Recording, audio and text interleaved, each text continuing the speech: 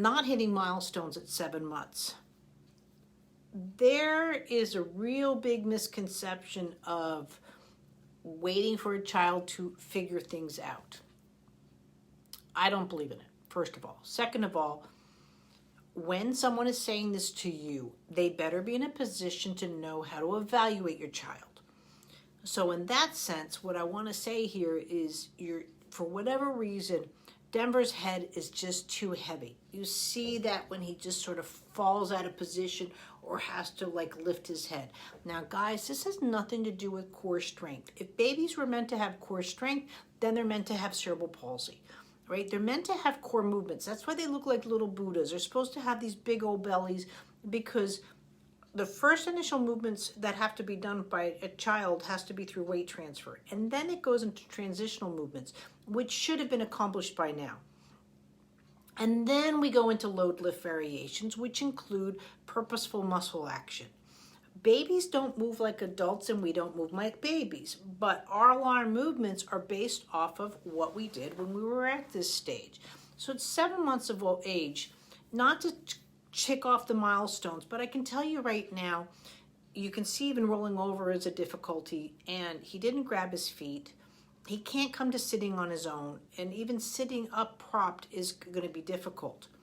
That being said, just because you're going to a pediatrician that doesn't see a concern doesn't mean they know how to evaluate your child. Did they touch the child? Did they do a pelvic exam, looking to see if the hips are okay? A visual examination, basic tracking to see, or I should say following, because it's 7 months of age, you're not going to be tracking.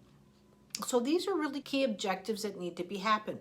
But this wait and see, what the world's waiting for is for Denver to fail.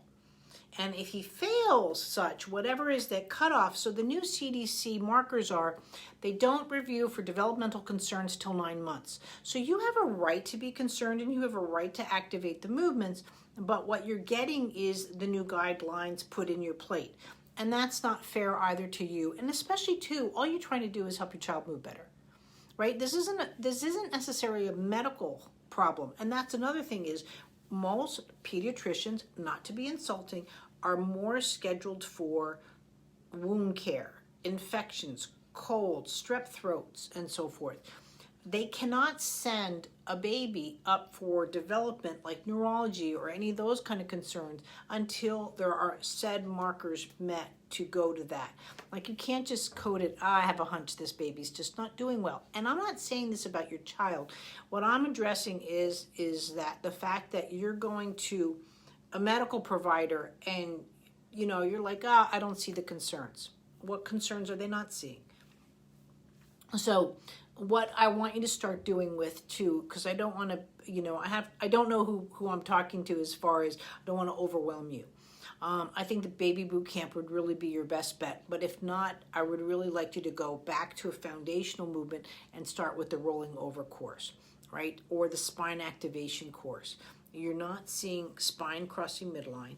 So in tummy time, what should have happened is you'd see this kind of movement, almost like a scooping of the nose, right? I talk about that a lot, but if you're new here, you don't know that, right? It's very difficult for him to keep his eye on the prize, so he falls out of position and trying to hit it. He's working really hard. That head is too heavy. I don't know if it's from an ear infection or something that happened in delivery, or it is what it is. But the fact that he's falling out of position and bringing it up, when that happens, and again, so tummy time should have looked like this, right? And what most likely looked like that. And so when the head falls back, that's when people go, yay, my child rolled over. No, they fell out of position, right? And it's a different concept. And that's what I'm trying to work on now, is really to show more of a correct way and an incorrect way, so people can start looking at these things more efficiently to help their child, right? So I would really go back to one of his foundational movements, milestones, that I don't feel he's mastering just yet, and that would be the rotational midline, right? And the rotational rolling over course. So that's where you're at, because even crossing midline is difficult. He's kind of reaching out. And that's where you really, it's not doing him justice, because what he's going to do, the two deviations in movements that you're starting to see is he's deviating from preventing the fall, right? And he's also deviating to keep his eye on the prize, almost from afar. But this isn't about getting stronger. When a baby is stronger, that doesn't mean they move more efficiently. And that's what we're after, is movement more efficiently.